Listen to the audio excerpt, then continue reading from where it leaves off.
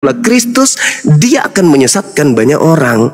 Nah, ini Yesus yang diceritakan oleh Yesus anak Maria ini, itu akan menyesatkan banyak orang. Makanya dia mengatakan, pergilah ke seluruh dunia, jadikanlah seluruh bangsa menjadi pengikutku.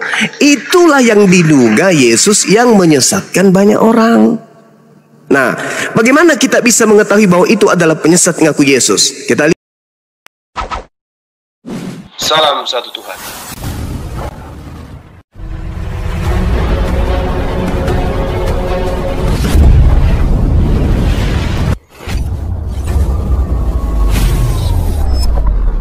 Pengantar ini singkat, para sahabat. Dukung semua ya sahabat-sahabat kita, channel Bensa News Muslim. Di like, di subscribe, di share sebanyak mungkin. Untuk supaya mencegah sahabat-sahabat kita di luar sana tidak terpengaruh terhadap pemurtadan. Semoga Allah memberikan selalu sikap istiqamah. Salam satu Tuhan, Allahu Akbar. Belum ada. Berarti yang datang kepada Kristen-Kristen ini apakah Yesus? Bukan. Tapi ngaku Yesus. Nah, itulah yang dikatakan Yesus, waspada kepada Yesus palsu yang datang kepadamu dengan memakai namaku, dan dia akan menyesatkan banyak orang.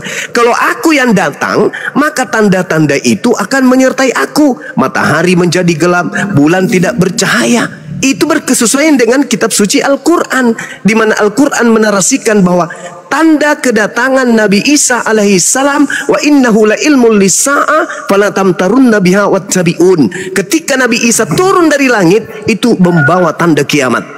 Itu kata Quran. Nah, Yesus pun ditanya, Matius 24, guru apa tanda kedatanganmu? Kata Yesus, kalau aku yang datang, akan terjadi tanda-tanda kiamat. Matahari gelap, bulan tak bercahaya, bintang-bintang berjatuhan, kuasa-kuasa langit kemudian berguncang.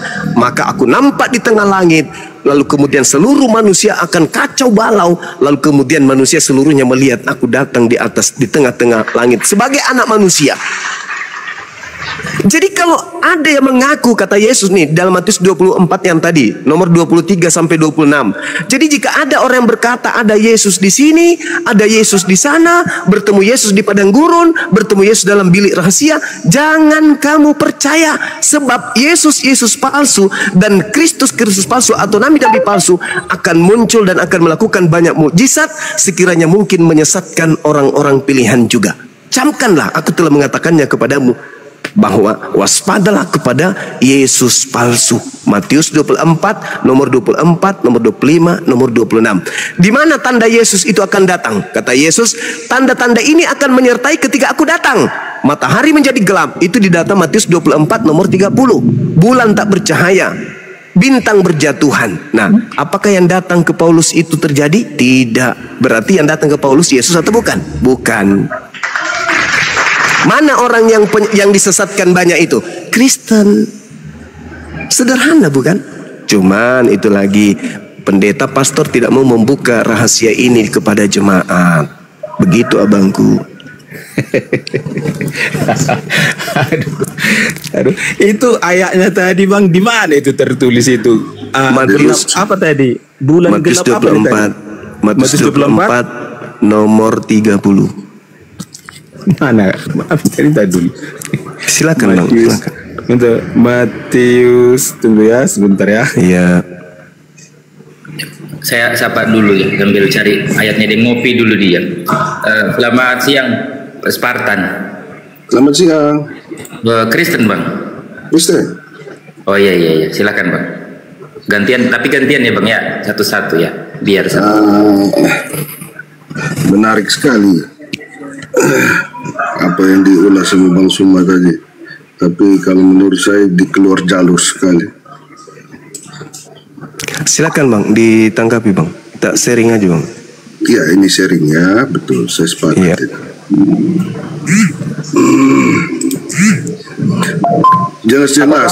Jelas-jelas waktu Tuhan Yesus dicobai, Tuhan coba oleh iblis. Yang Bang Suma bilang tadi bahwa dunia ini dikuasai oleh iblis. Di situ kan jelas Yesus menjawab bahwa jangan engkau mencobai Tuhan Allah. Coba Bang Suma tanggapi itu. Dia menyatakan iblis tidak mampu melakukan pencobaan lagi.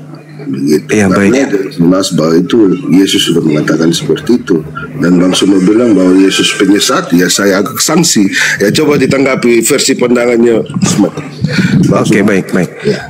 Baik Bang, baik. Jadi diterangkan di dalam Lukas 4 atau Matius 4 juga diterangkan gini.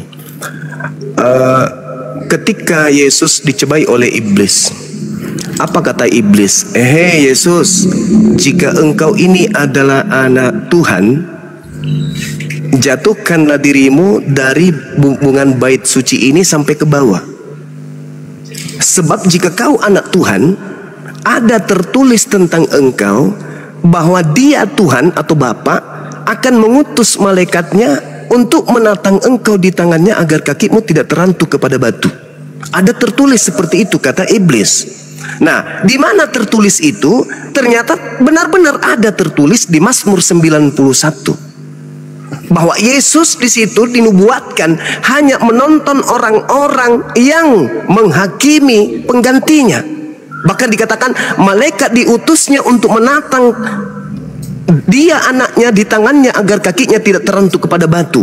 Di data nomor 16 yang dikatakan, dengan panjang umur akan aku kenyangkan dia, dan aku akan memperlihatkan keselamatan yang kuberikan kepadanya. Jadi Yesus diangkat ke langit tuh, dengan panjang umur dia akan kukenyangkan, kata Tuhan.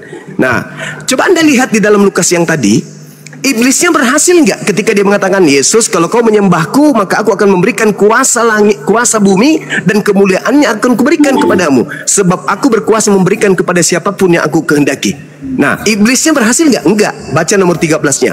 Sesudah iblis mengakhiri semua pencobaan itu kepada Yesus, iblisnya mundur dari Yesus dan iblisnya menunggu waktu yang tepat. Baik. Silakan Bang Suma, saya tanggapi ya. Siap. Iya, silakan. Berarti kesimpulan di situ bahwa Tuhan kami umat Kristen Yesus yang Bang Suma bilang tadi adalah penyesat, menang lawan iblis dong. Yes, betul. Yang Yesus ini betul. Yang Yesus yang itu yang dicobai oleh iblis betul. Tetapi yang muncul setelah Yesus ini muncul penyesat yang Anda sembah. Nah, penyesat yang Bang Suma maksudkan itu yang mana? Kami yang keluar dari kubur, yang dicobai oleh iblis. Saudara, nah sekarang pencobaan, Bang Suma minta maaf supaya terarah. Saya arahkan pertanyaan saya. Karena saya orang awam, Bang Suma, minta maaf. Silakan Bang, silakan. Jadi begini Bang Suma. Silakan Bang. Kan secara kronologisnya kan Yesus yang dicobai di padang gurun ini adalah Yesus yang lahir dari Bunda Maria. Terus kelahiran Yesus ini yang banyak diperdebatkan oleh saudara-saudara kita Muslim Islam, ya begitu, bahwa dia adalah orang biasa, dia bukan Tuhan. Kami Kristen yang melihat Tuhan.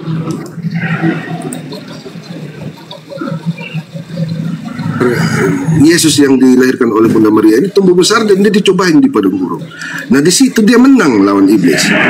Berarti kesimpulannya memang benar-benar dia Tuhan, karena dia sudah menyatakan bahwa dia adalah Tuhan. Jangan engkau mencobai Tuhan Allahmu kepada iblis.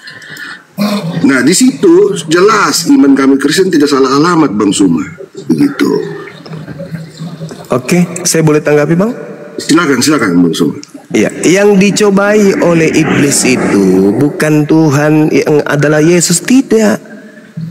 Iblisnya berkata, jikalau engkau adalah anak Tuhan, jikalau engkau anak Tuhan, kan iblis ini mencari alat supaya bisa menyesatkan banyak orang. Maka dia mencari anak Tuhan untuk dijadikan sebagai sandaran, agar anak Tuhan ini nantinya dijadikan alat untuk menyesatkan manusia-manusia lain.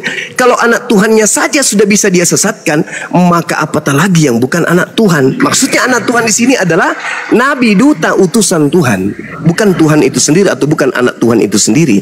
Nah, sekarang ketika Yesus mengatakan, jangan engkau mencobai Tuhan Allahmu, Maksudnya Yesus menimpali ucapan iblis yang berkata, ada tertulis tentang engkau, ada firman Tuhan, ada firman Allah tentang engkau, bahwa Allah akan mengutus malaikatnya untuk menatang engkau di tangannya agar kakimu tidak terantuk kepada batu. Yang ingin dicobai oleh iblis adalah Allah yang telah berkata, aku akan mengirim malaikat untuk melindungi anak-anakku supaya kakinya tidak terantuk kepada batu.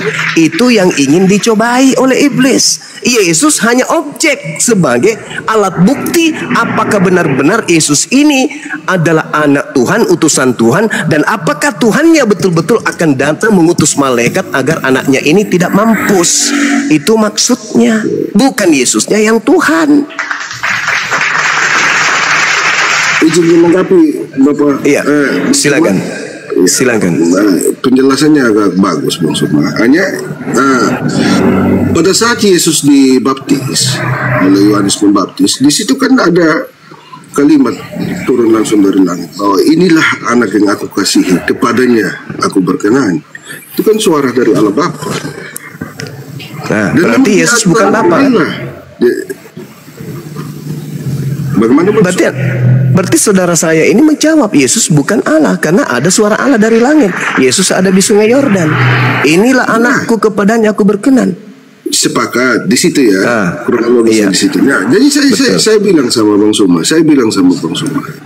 apakah kuasa ilahi terbatas sesuai dengan pengamatan kita manusia? Kalau dia mau kuasa saja, ya. Sabar Bang. Kalau Allah Bapa, kalau yang kami Kristen bilang bahwa Allah Bapa berkenan menjadikan anaknya di dunia ini banyak, apakah itu mustahil? Itu pertanyaan saya. Tidak mustahil, Bang. Tidak mustahil, Bang. Yesus menjawabnya di Yohanes 3 nomor Yohanes 3 nomor 13. Banyak anak Tuhan yang diberi roh Allah, yang diberi kuasa Allah. Bukan cuma Yesus saja. Nabi Musa, Nabi Harun, Daud, Salomo, itu adalah anak-anak Tuhan. Hamba-hamba Tuhan maksudnya. Iya, tapi tidak pernah Allah Bapa berkata langsung di depan manusia bahwa inilah anak yang aku kasih bagi mereka. Mereka hanya diberi kuasa yang terbatas. Tapi kepada Yesus beda, Bang Suma. Begini sejarah mencatat beliau melakukan banyak sekali mujizat. Dan itu memang hanya kuasa ilahi yang bisa terjadi, membangkitkan orang mati, jalan di atas air, dan segala macam. Yang saya yakin Bang Suma yang dalam teologinya itu pasti mengerti itu.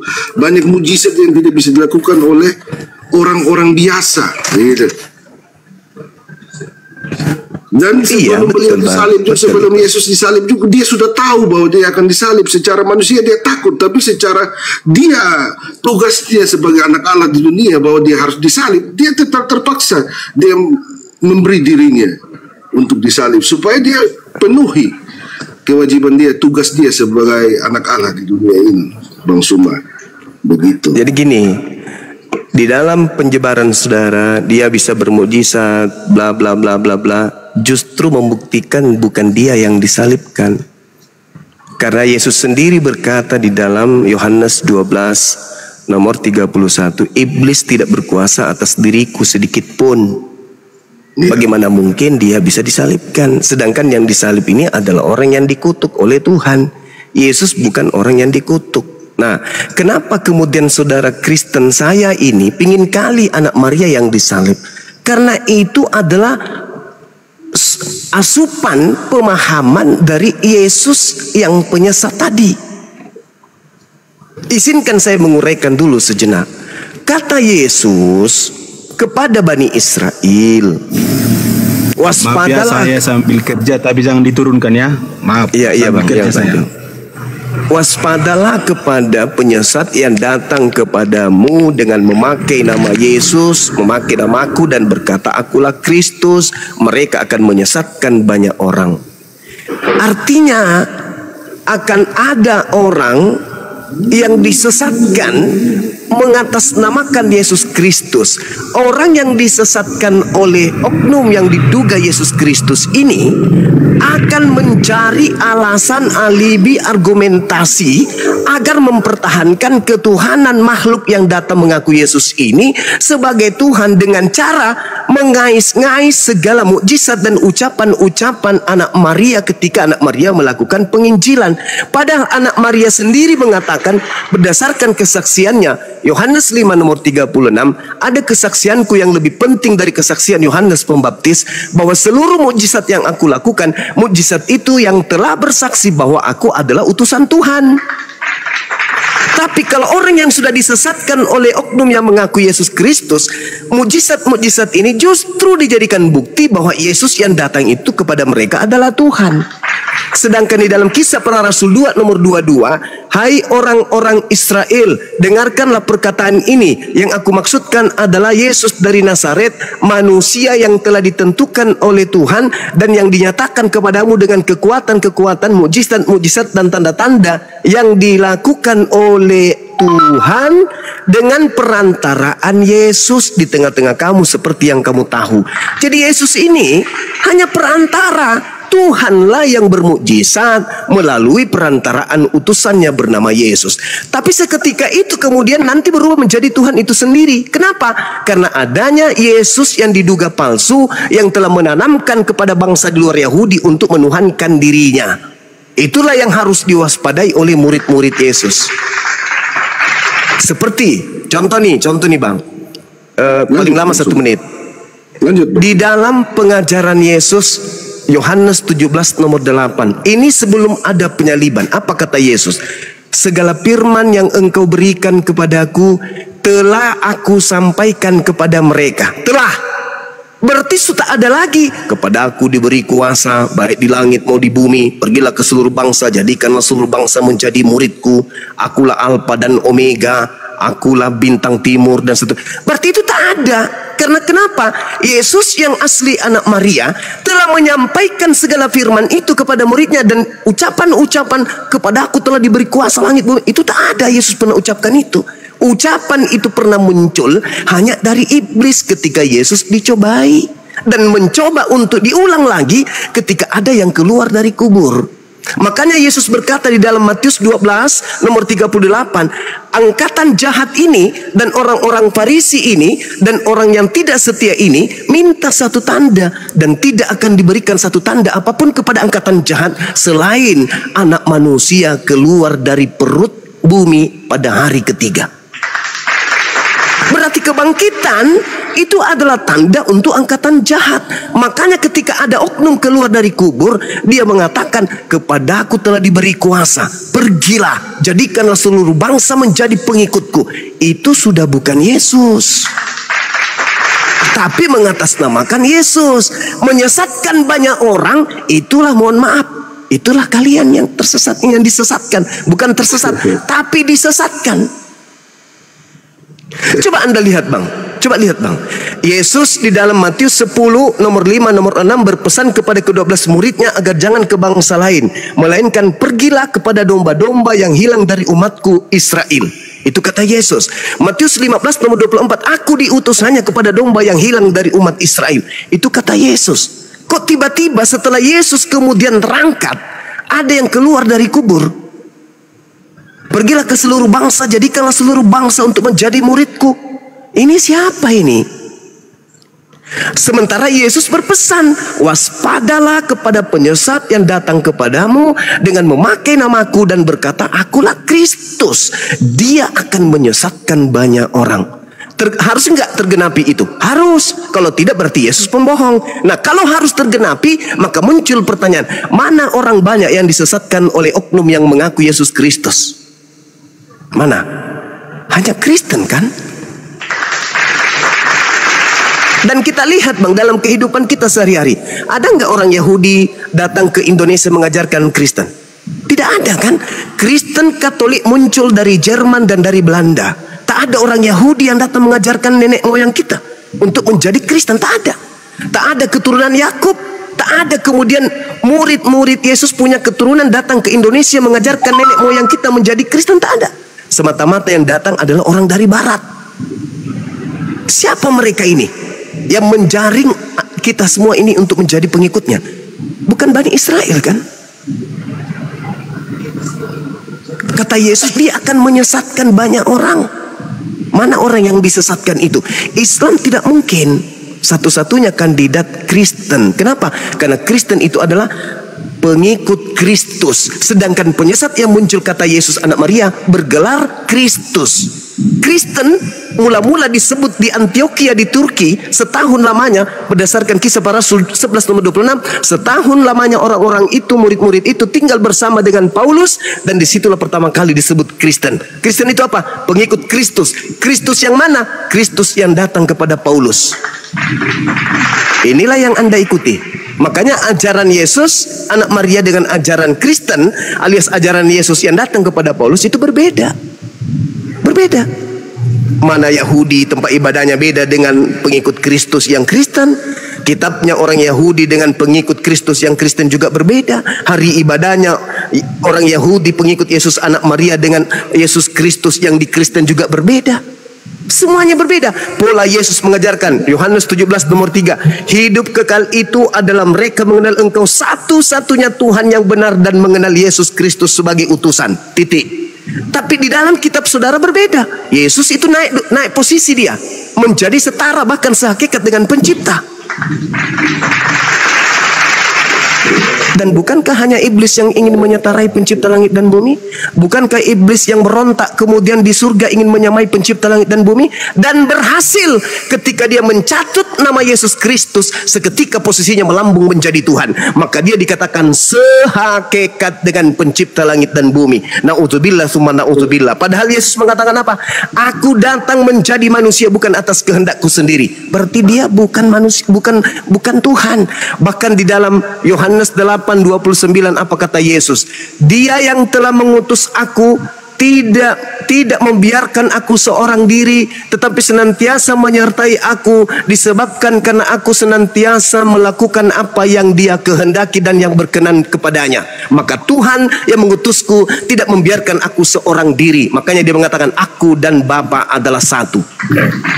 Bukan berarti dia Tuhan, tetapi dia disertai oleh Tuhan karena dia adalah orang yang soleh. Baca Ibrani 5 nomor 7. Sebagai manusia, Yesus telah mempersembahkan doa yang sungguh-sungguh kepada Bapa yang sanggup menyelamatkannya dari kematian. Dan atas kesolehannya, doanya dikabulkan. Dia anak soleh. Kenapa dia anak soleh? Karena dia senantiasa melakukan apa yang diperintahkan oleh Tuhannya.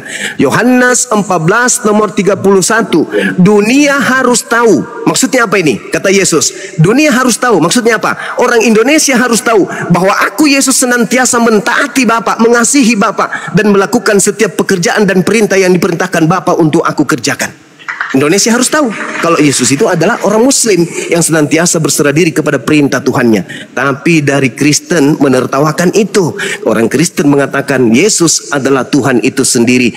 Dengan kata lain, saudara sedang melantik Yesus Kristus yang adalah makhluk yang datang kepada Paulus duduk setara sehakikat dengan pencipta. Makanya Yesus mengatakan, enyahlah daripadaku, kalian semua adalah pembuat kejahatan, aku tidak mengenal kalian. Demikian Bang. Maaf kalau kepanjangan, silakan. Ya, saya izin menanggapi. Silakan. Bang Soma tadi banyak telah mengupas semua. Waktu Yesus bangkit itu kan setelah hari ketiga, menurut kami, menurut Alkitab. Karena ketika beliau bangkit, dia masih validasi terhadap murid-muridnya tentang kenyataan bahwa fisiknya itu yang bangkit. Dia minta kepada Thomas untuk mentusukkan jarinya ke lubang tangannya yang bekas paku. Nah, itu validasi bahwa dia adalah sungguh-sungguh Yesus yang disalibkan. Nah, dan itu ada saksi-saksinya yang dicatat menjadi sejarah. Nah, sejarah itu tercatat di dalam Alkitab sebelum Islam muncul. Begitu. Nah, tapi tadi Bang Suma bilang bahwa Yesus yang dicobai di padang gurun setelah meninggal, setelah naik habis penyalipan dia tidak disalib, dan setelah itu yang muncul adalah penyesat atas nama, begitu kan? Iya Bang. Nah itu penyesat itu yang sampai sekarang ini menyesatkan, yang paling tersesat sudah adalah umat Kristen. Tapi sesungguhnya itu Bang Suma, dalam kitab kami ada validasi bahwa Yesus setelah bangkit itu dia masih validasi terhadap murid-muridnya. Dan yang disuruh tusukkan jarinya ke lubang tangan bekas paku itu adalah muridnya, kalau saya nggak salah atas nama Thomas. Begitu Bang Suma. Terus kalau Bang Suma bilang Yesus adalah Muslim, saya agak sanksi juga. Ya, minta maaf kita akan berbeda pendapat ya Bang Suma. Silakan Bang. Karena kami Kristen muncul di abad pertama ya kira kurang lebih lah begitu menurut cerita orang-orang yang mendalami teologi ya. Tapi Islam mungkin di abad ke-6 ke-7. Kenapa bisa Muslim begitu Bang Suma? Padahalnya Muslim kan baru-baru muncul ketika Nabi Muhammad ada kan begitu. Baik. Nah mungkin saya sedikit mengorek sedikit untuk iman saudara itu Bang Suma ke Islam. Saya mau bertanya Bang Suma satu aja. Moga-moga ini mungkin diskusi ya Bang Suma ya. Iya Bang. Cerdas sekali kalau menurut saya. Mungkin ada pencerahan. Ini sunat itu ada nggak ayat Al-Quran yang mengajarkan sunat di dalam Al-Quran? Pertama itu, yang kedua Bang Suma, Nabi Isa itu berada di abad berapa menurut Islam? Sumbernya dari mana? Saya mohon penjelasan dari Bang Suma. Terus kenapa Islam memakai Nabi Abraham, sedangkan Nabi Abraham kan menyembah Allah Israel, sedangkan Nabi Muhammad Allahnya negeri Mekah, beda kan yang disembah? Itu pertanyaan saya. Mohon pencerahan Bang Suma.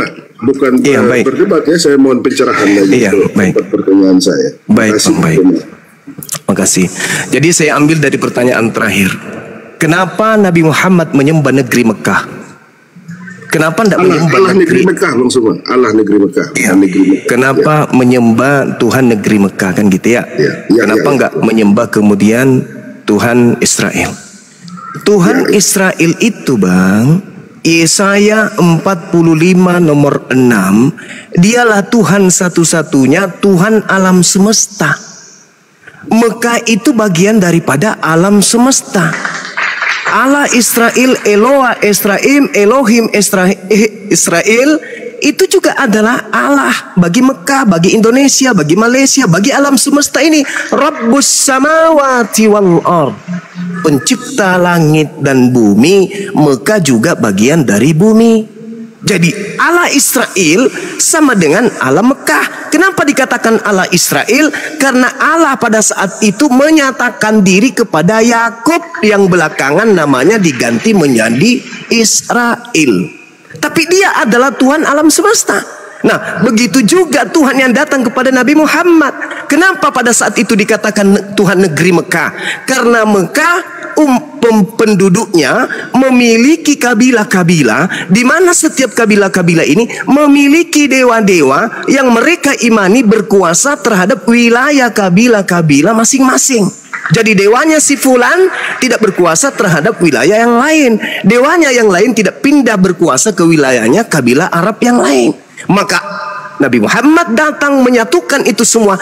Jangan ada ilah-ilah lain. Yang ada adalah ilah satu, yaitu Tuhan negeri Mekah. Satu-satunya Tuhan negeri Mekah, yaitu Rabbus samawati wal ard. Sehingga berhala-berhala yang dimiliki oleh suku-suku ini hancur semuanya. Tinggal satu Tuhan saja, yaitu Tuhannya pencipta negeri Mekah, Rabbus samawati wal ard, yang juga adalah Tuhannya Bani Israel.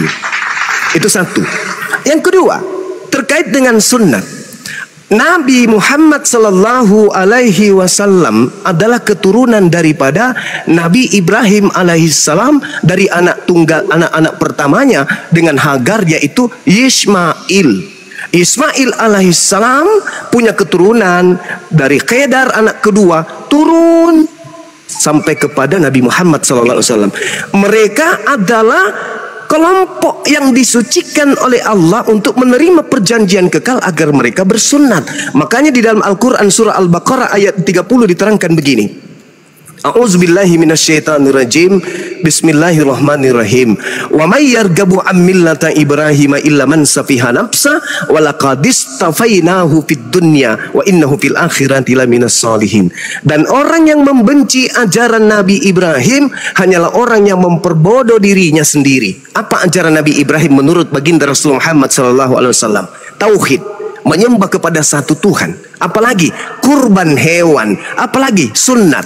Itu ajaran dari Nabi Ibrahim. Siapa yang membenci 3 ajaran Nabi Ibrahim ini, itu adalah orang yang memperbodoh diri. Makanya ketika ada perintah di dalam Al-Quran surah An-Nahl ayat 123, ikutilah ajaran Abraham yang lurus, maka 3 di antara ajaran-ajaran Ibrahim ini diikuti oleh baginda Rasul Muhammad SAW. Tsumma auhayna ilaika anittabi' millata Ibrahim hanifan. Lalu Nabi Ibrahim diterangkan dalam Al-Quran, wa isibtala Ibrahimu rabbuhu bikalimatin fa atammahunna qala inni ja'iluka linnasi imama qala wa min dzurriyyati qala la yanalu ahdiz zalimin. Dan ingatlah wahai nabiku Muhammad, ketika aku Tuhan menguji nabiku Nabi Ibrahim kakekmu yang datang sebelum engkau dengan beberapa perintah kepadanya, lalu Nabi Ibrahim melaksanakannya dengan sempurna. Artinya Allah mewahyukan kepada Nabi Muhammad bahwa kakeknya Ibrahim sudah menerima perintah-perintah dari Tuhan sebelum Nabi Muhammad, dan salah satu perintahnya kemudian itu adalah tauhid, kurban hewan, dan juga kemudian bersunnat. Makanya Nabi Muhammad menerangkan di dalam haditsnya bahwa salah satu kemuliaan yang Allah berikan kepadaku adalah aku lahir dalam keadaan sunnat, dan salah satu fitrah dari beberapa fitrah untuk umatku adalah mereka bersunnat, mereka memotong kulupnya. Itu kami umat Islam. Jadi tidak diterangkan sunnatnya Nabi Muhammad dan tidak ada. Karena kenapa? Keturunan Ismail berapa? Kalian sunat berapa? Tidak ada ditentukan, Bang. Tidak ditentukan bahwa aturan sunat itu 8 hari, umur 8 hari. Kalian sunat umur berapa? Kalau Kristen sunat hari keberapa, Bang?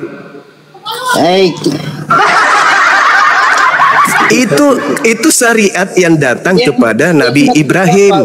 Aturan sunat Abraham itu umur 8 hari.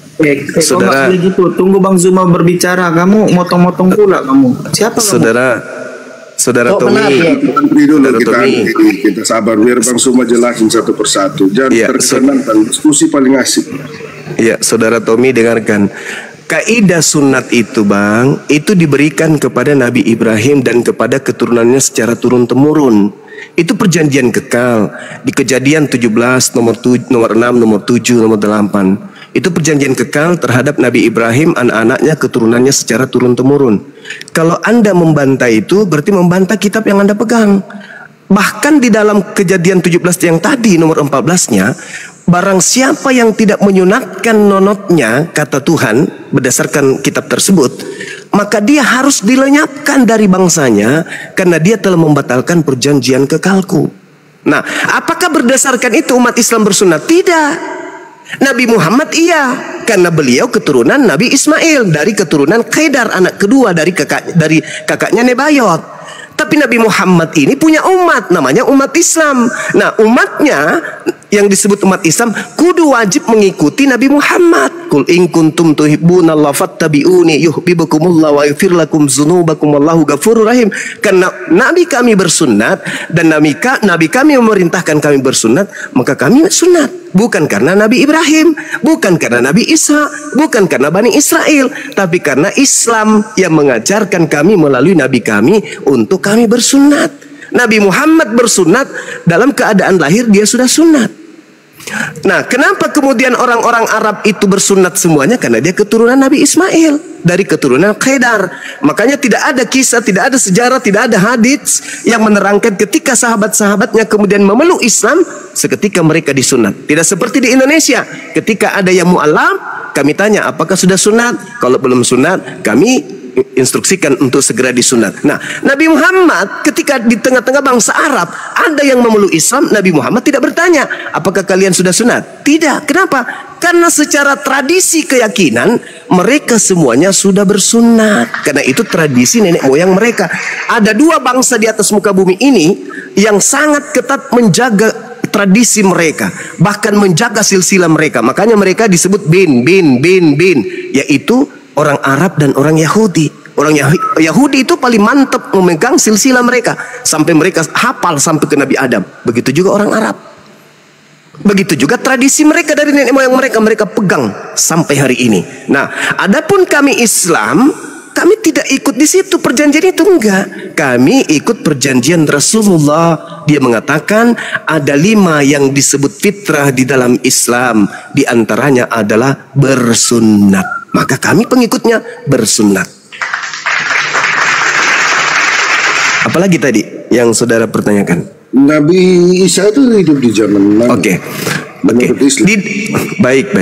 Nabi Isa alaihissalam itu adalah sosok yang datang di tengah-tengah Bani Israel, lahir tanpa ayah, tidak diterangkan kemudian tahun berapa dan seterusnya.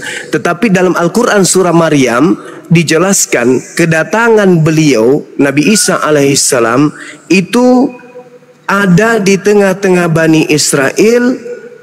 Kemudian beliau pertanda kepada Bani Israel, lahir tanpa ayah, diberikan kemudian kitab, dan diberkati hidupnya, terkemuka di dunia dan di akhirat.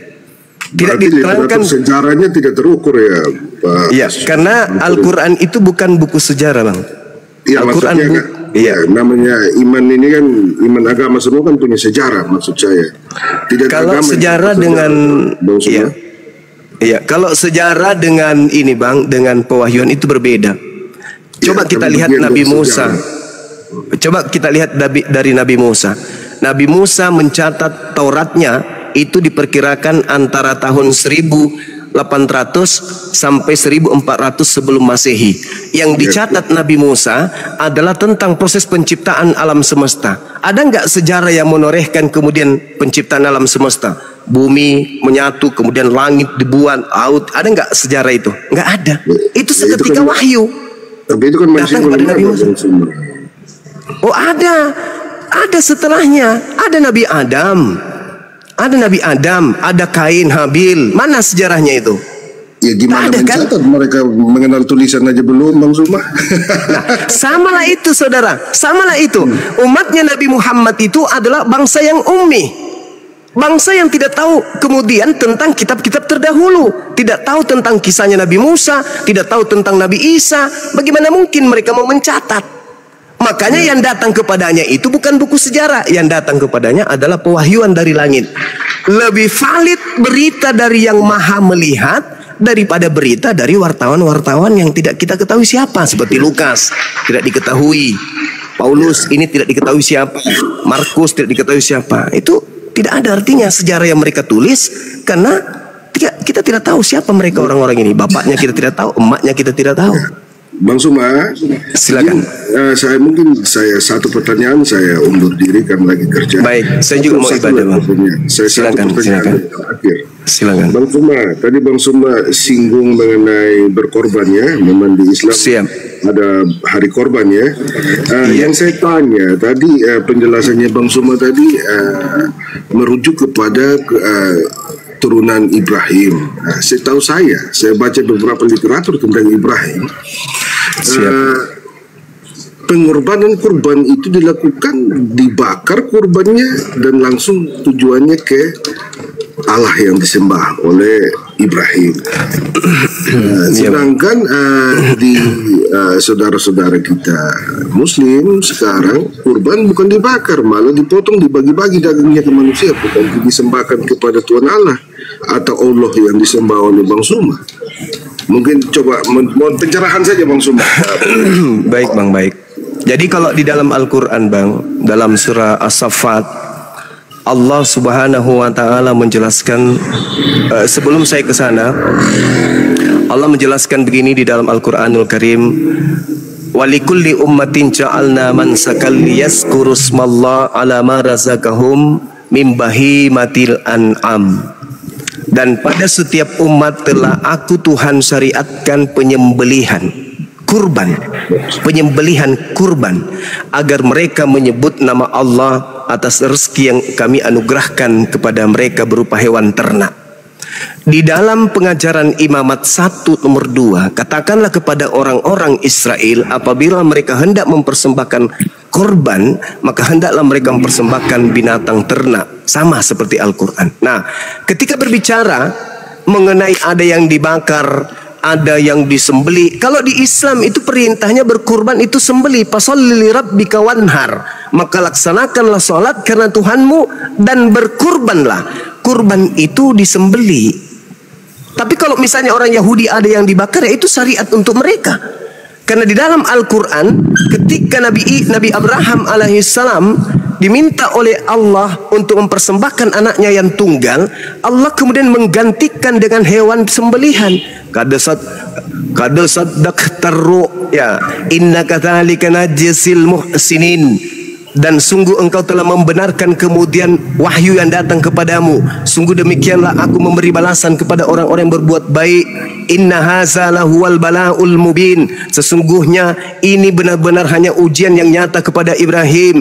Wa fadainahu bizibhin adzim, dan kami tebus anak itu dengan seekor sembelihan hewan yang besar. Kami disembeli, Bang.